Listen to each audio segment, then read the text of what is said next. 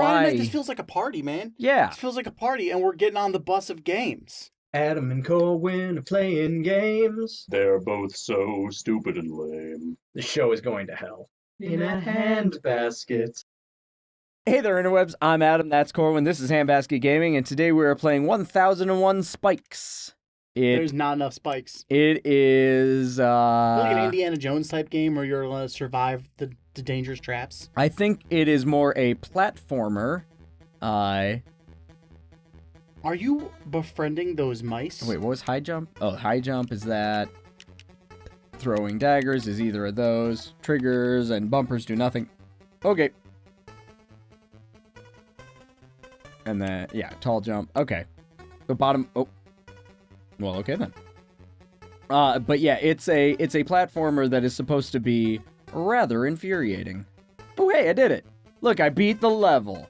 I'm the best. This game isn't hard at all. Good work, Adam. Yeah, this game is easy as Clearly shit. the bomb.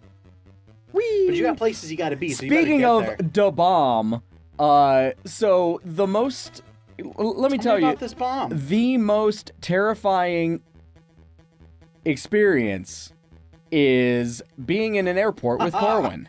Whoops, I died. Hey, I was very well behaved. You managed. I didn't say the B word. You did. Did I? You did. You absolutely did. You Huh. said to a person that they were the bomb, and then went, "Oh no!" as you are wont to do. Like, yeah. Well, on our way back, I didn't say anything What? because I was too busy being infuriated by how horrible Orlando's airport is. Yeah, the security in Orlando's air. Fucking hell! I'm Guys, going for that extra skull. while and I'm Adam being murders himself over and over again, I'm gonna tell you about how messed up. Are we allowed to say fucking on the show? What? All right. I'm gonna tell you guys about how fucked up Orlando is. All right. So first off, rule number one: you're in an airport. Everybody, pay attention. This is important. You stick with your group. You don't separate. You don't separate because it's a maze of all kinds of crazy things at the airport. Anything can happen. There are no rules at the airport. There are many rules at the airport. There are a lot of rules at the airport, and one of them is don't separate from your group. As he says, the first rule is you do this. There are no rules at the airport. So, yeah, are they spitting down? Oh, it's like a tiki room. I love it. So we're at the airport, right? And the TSA guy, he takes Adam and Jen, which scans their tickets. Jen is Adam's wife, for those of you who are just tuning in. And they take their tickets, and then they, move them along. Kat, my wife, and I, directly behind them, approach. Big old hand stop. Don't mind me, I'm going to get this entire family of, 18 people in. Meanwhile... he is being hyperbolic, but just barely. It was a lot of goddamn people. Meanwhile, while he's getting this giant family in, all the TSAs are yelling at Adam and Jen to be like, hey, to keep moving you need along. to keep moving. And they're like, no, he split up our group. We can't move. I will not Because leave my friend. let's This point far, out- no further. Clearly, No! a gentleman who looks like Adam and a gentleman who looks like me should boy. not be in a group together because clearly we're not friends or together. This guy wasn't a fan of our show, as you could tell, or else he would immediately have known, hey, Oh, I should have given him a these card. guys, we could have been like, hey, about next time you want to split us up, take a look at this. Imagine And splitting get on the up. party bus. Yeah. But, so they split us up. Adam and Jen have to wait. Finally, we get through. And they start funneling us into a human funnel. Did it again. This human funnel is just people just elbowing and pushing and shoving to get filtered into a single file line so that we could walk the perimeter of a square in a single file line. And in the center of that square was Officer Juggle Pants and his dog Mick Sniffles. Mick Sniffles, by the way, the bomb and or drug sniffing dog, clearly on his first day because he was excited about everybody. I keep fucking up in the exact same place. Okay, it's fine. Sorry, he's trying. Well, no, he wasn't excited to give credit to this dog. He was very clearly in training. Well, It let's became move to clear. that It point. became clear afterwards that he was in I'm training. telling Go a ahead. story, Adam. I know. I'm just helping. So this dog is sniffing around, and we're getting funneled into single file line. Now Adam and Jen go forward because they were ahead of us, What am I doing? and as we're about to go, some guy, literally, legitimately touching me, shoves into between Adam, Jen, Kat, and I. And I have had enough at this point. This motherfucker, I just got split up by other TSA guys. No! And now this guy is just shoving because apparently I'm not allowed to travel with Adam and Jen because Kat and I clearly shouldn't be near them. So he shoves his way in, and guess who McSniffles picks up on? That's right, picks up on McWonderfoot, who decided to cut his way in between us. Now Wonderfoot is carrying a little satchel, and McSniffles is just sniffing, and then starts barking at him. The police officer holding the dog yells, "Hoo-wee!" really loud, just like which that. is really fucking alarming when you're in an airport and you hear "woo!" Yeah, basically. It's exactly what it was. I decided not to yell that, but yeah, exactly that.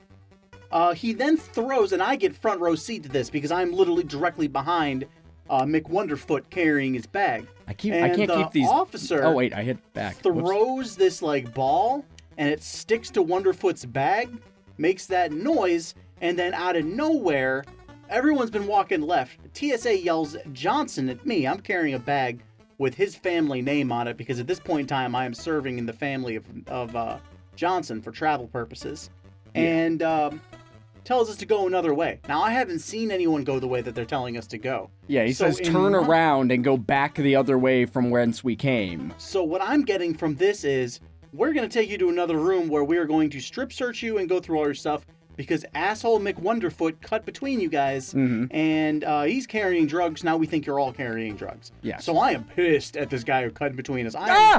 There were spikes there. There were about 1,001 of them. There was lots. So I'm What? furious at this point, and they pull us down a different direction, and we get to the other direction, and at the other And side wait, of this direction, let me fill in on this part because you were already gone by the time. Let me fill in the me and Jen side of this because at this point me and Jen are ahead of them going the other direction, like the original direction we were going, and they're going, hey, you have to go the other way to them, and we're standing there. It's just like we are with them. Where do we go? What is going on? And then finally they turn like.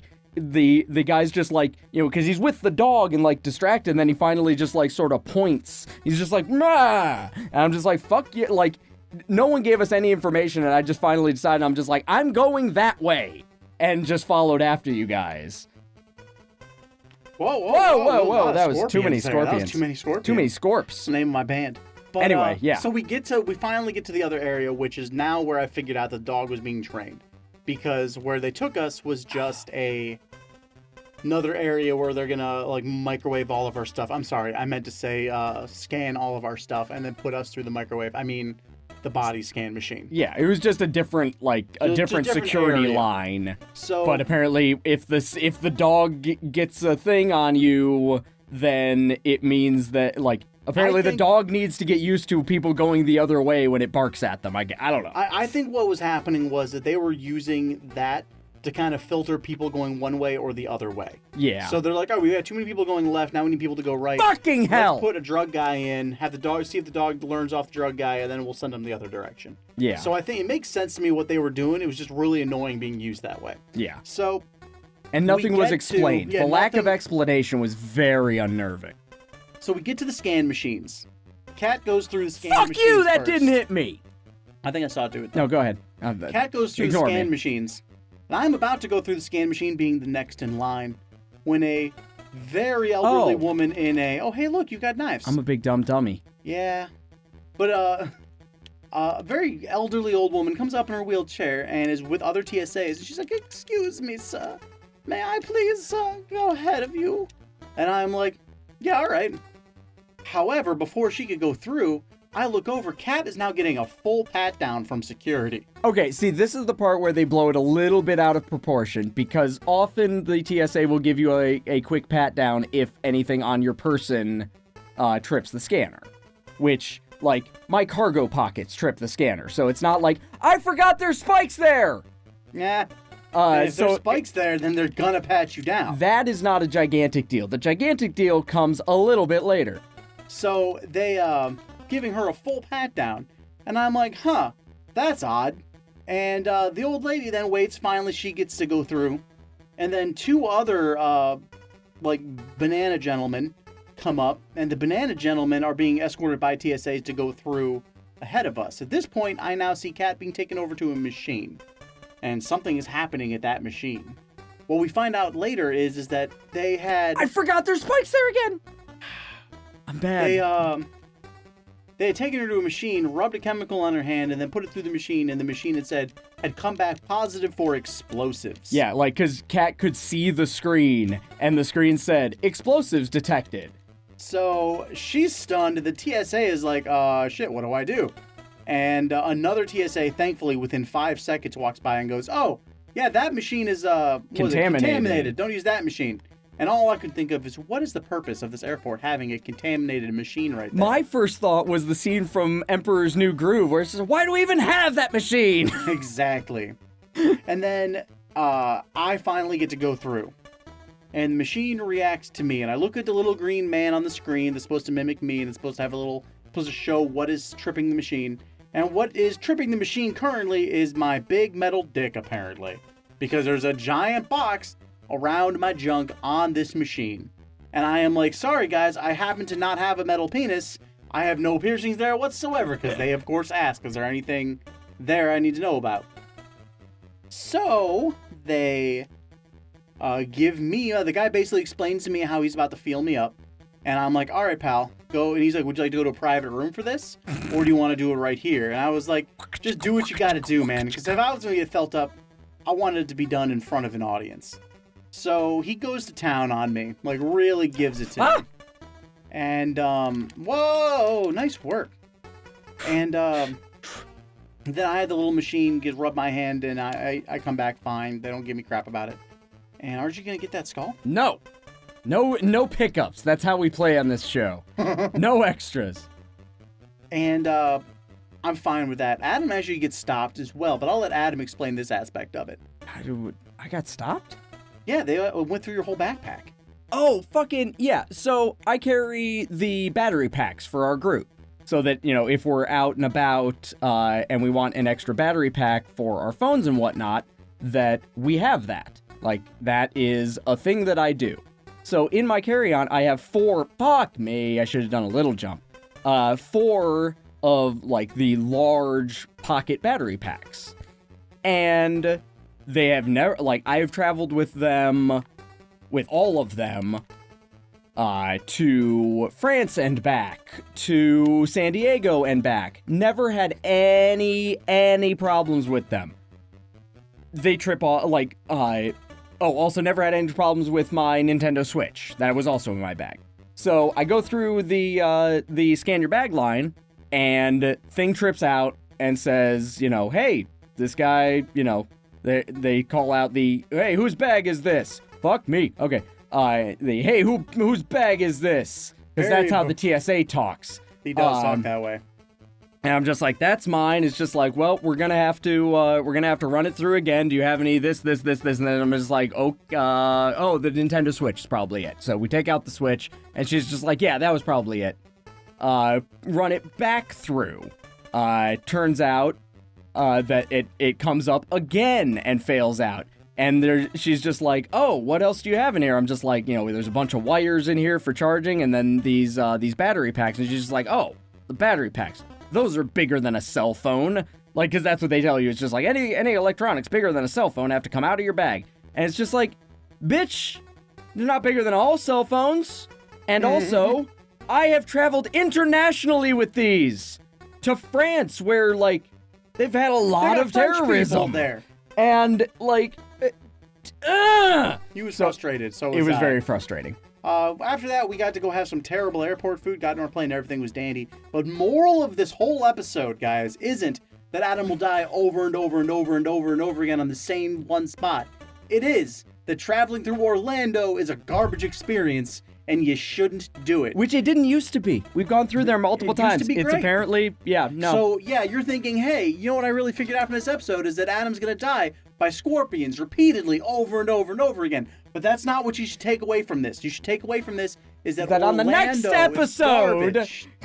Corwin's gonna finally So- stop talking. So basically what I want to know is burgers or tacos, and which one is going to kill Adam over and over and over Answer in the again. comments below. We'll record the right answers and give shout outs to people who get it right. Give us game suggestions down there as well. We'll do our best to play them. If you like our stuff, subscribe to the channel. If you have friends who would like our stuff, please share the videos around to them. Bye-bye, everybody. Screw you, Orlando.